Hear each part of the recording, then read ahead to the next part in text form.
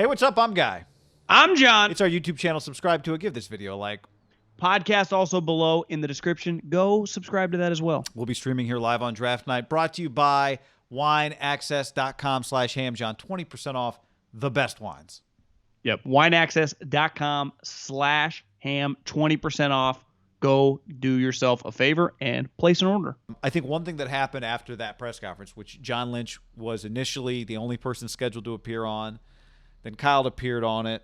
I think the number one thing I would say is people came away from that press conference believing that the things that Kyle said were code for Mac Jones, for I'm drafting Mac Jones. Now, we'll get into whether or not that is what's going to happen coming up, but I'll read you. I want to read you an excerpt that I think is the thing that people are attaching mostly to, which Kyle said there's a lot of different ways you can do it. I don't look at trends in the league. I look at there's some special players and some special people. I don't care when Drew Brees comes out, whether it's 30 years from now or today. Drew's going to be pretty good. So is Rivers, Lamar, Mahomes.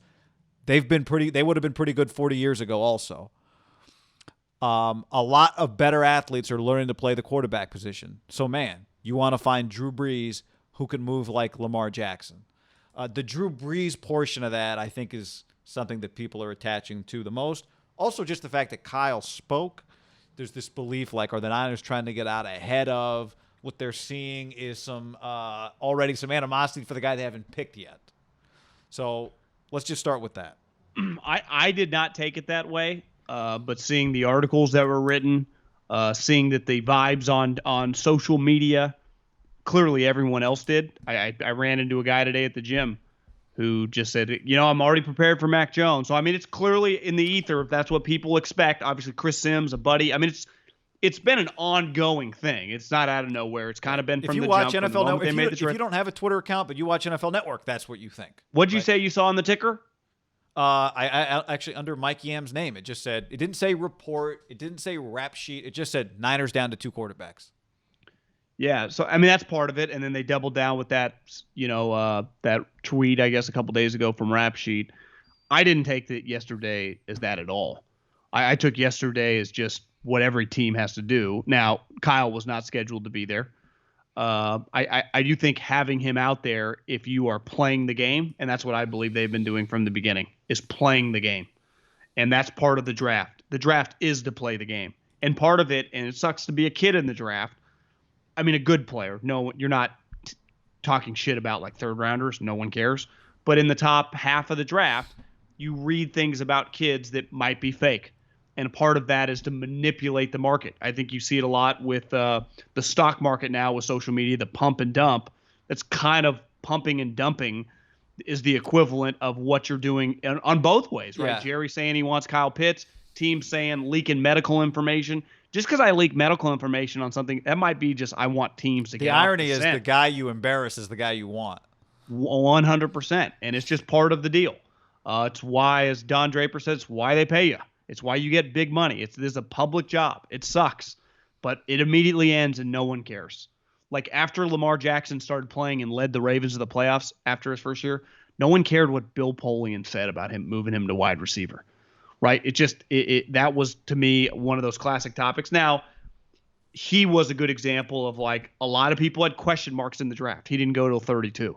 I think this year people think that like Kyle traded up to get Mac Jones, which my big issue, and I would tell Kyle this if he was sitting here, like you can like whoever quarterback you want to like.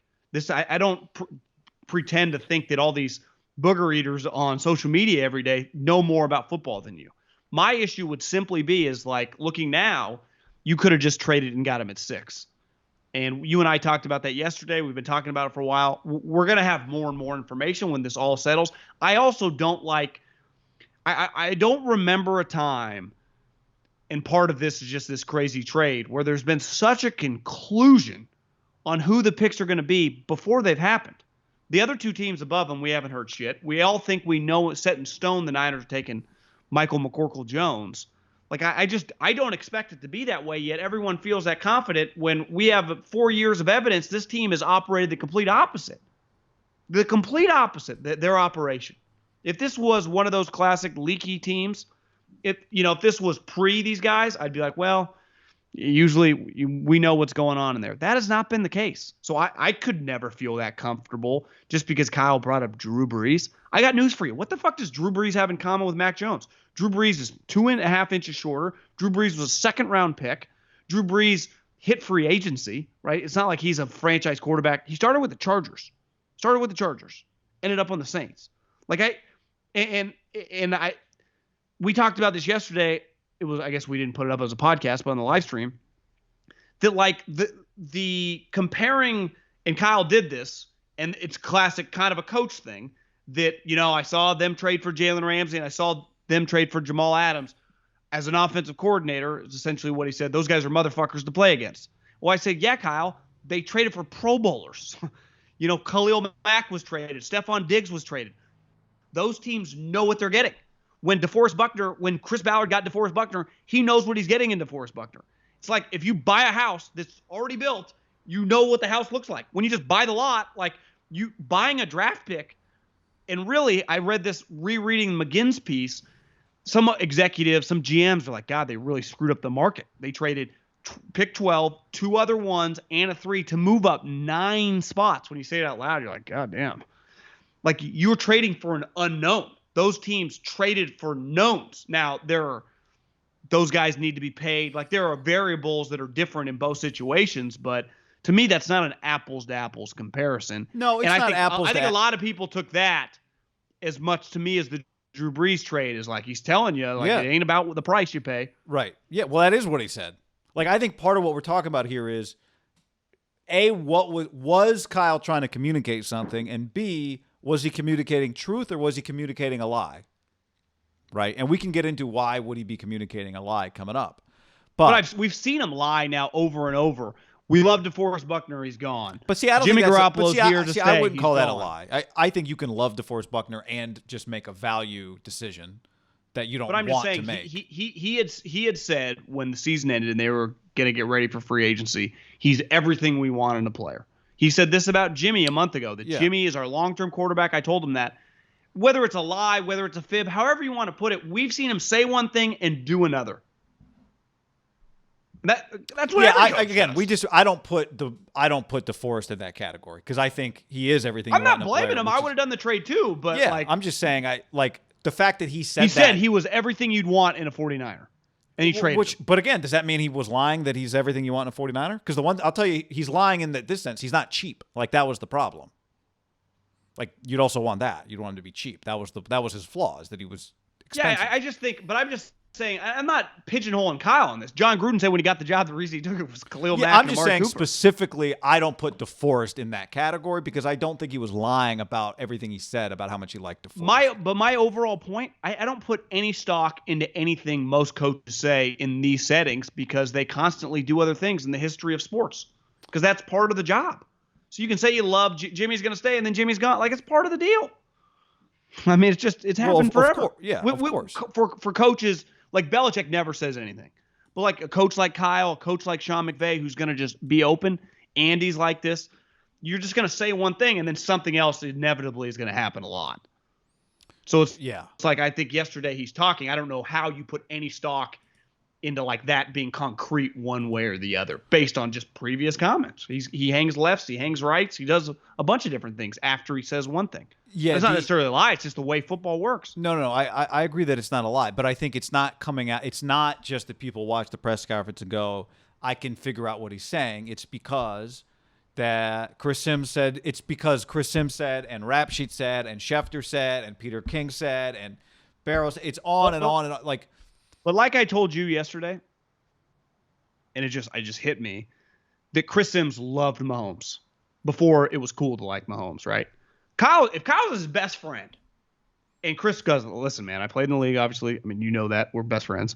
But I worked for Belichick. Like, I got a pretty good feel for this stuff. This Mahomes guy's fucking special. And Kyle's like, we didn't even watch him. Wouldn't he be like, I'd check this guy out? Yeah. He had the third pick of the draft. My point in saying that is just that that's a great point. No, I know. But looking back, isn't that kind of crazy?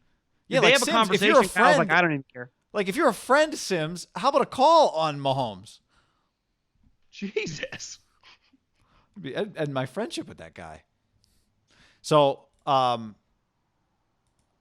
I think Kyle loves to not. I don't think Kyle. I said this yesterday. I don't think Kyle loves to necessarily.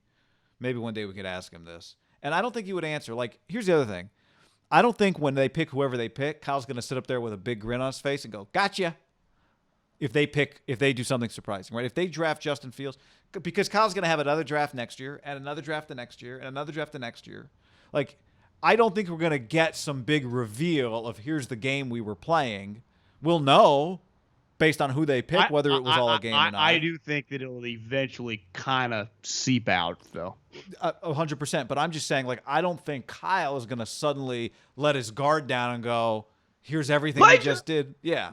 I don't think it's going to happen because I do think the game he's playing. It would be telling, though, right? If they did. Absolutely. We could definitely reach conclusions. But I don't like the game he's playing is more the league game than the media game.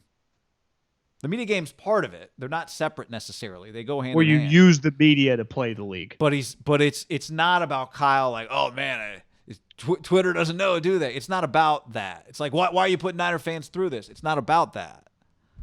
It's not about, oh, how many more clicks is Niners.com getting now? Right? It's not about that. Although I'm sure it's getting a lot. Another mock draft just went up.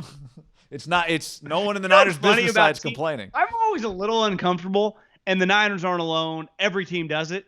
It's like when they interview someone about who they should take. It's just very bizarre. It's like, no, you guys are the team. Why are you like, we just sat down, and Lance Zierlein said these are the top 5 offensive linemen we should take. Yeah, but Eagles, when I got hired in 2010, were 10 years ahead of everybody on this shit. They had a show. I mean, they're way ahead of the game. But all these teams ripping their own coach. Well, why don't you guys just go ask the fucking offensive coordinator who he likes? This is just bizarre. It honestly, to me, discredits your team website. Don't you think a little? But maybe they don't even. Maybe I look at it differently than. Well, yeah. I mean, I think yes. You guys are the fucking team. You have to know that the team is not going to be the first one to report like there's a schism between Brett Favre and Aaron Rodgers. I'm not talking about. I'm just talking simply around draft time. Like, these are the top 5 offensive linemen that Daniel Jeremiah told our team reporter we should be all over. It's like, well, your offensive line coach. You can throw a football to his office. Go ask him. You're right down the hole. Well, go fucking ask who he likes. You keep him separate. Yeah, keep him separate. Did you see the Niners mock draft has them taking Trey Lance? Well, maybe this happens in every company, but if I went to like Tesla.com or Coca-Cola.com, would it be like, here comes from someone in tech.com who's the main media critic who he thinks that Coca-Cola's next 4 products they would never do that, right? But it happens in football all the time. Which companies do you think we should acquire? Yeah, it just shows that like those people don't know anything more than me or you or anyone. But it's crazy. But it is it is capitalizing on the appetite. Yeah. For this, all of it. Yeah. Right, and it's an attempt like the same way players go. Wait a second, why do I need? The Niners used to. You want to watch the Niners press conference? You know how you did it? You went to the TV channel that carries the Niners press conference. Now you know what you do? You go to the Niners YouTube page. Right? It's just consolidating all of your assets under your own umbrella. Haberman, Middlecoff, and now Guido and Jett are on the same page. That's right. Smart. It's like, well, you guys went live right on YouTube with a similar title to their title immediately after. Did they not put it on Periscope anymore either, huh? I don't know. Do they not? I don't think so. Smart. I quit that too. You got it, Subscribe, rate, review. Well, don't rate, just thumbs up. So, yeah. I mean, look, I think, again, I've been saying this. Whatever happens Thursday, we'll go back through all of this and go, that's what he was saying. And I think you can make a mistake when you do that in thinking that there was something more there than there was. Once you know the answer, you think something that happened before meant something that it didn't mean.